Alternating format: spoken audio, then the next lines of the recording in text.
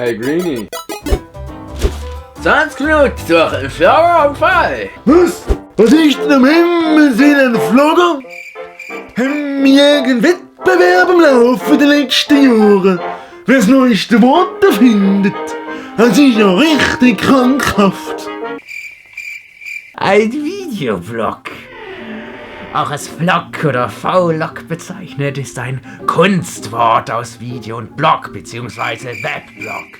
Ein Vlog ist gleich einem Blog, eine Webseite, die periodisch neue Einträge als Video enthält. Die Tätigkeitsform ist Vlogging.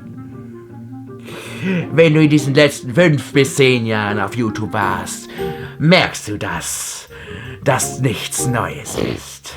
Wer sind die eigentlich? Ich weiß es nicht, wer sind die? Was machen die nur im Zimmer? Wir sind 20 Minuten Kommentar und wir haben immer recht. Alle zusammen, da ist die Endcard. Also falls es eine Abstimmung auf 20 Minuten gibt, sind wir die Besten, gell? Wir müssen für uns abstimmen. Den Kanal abonnieren. Und der da hinten, der...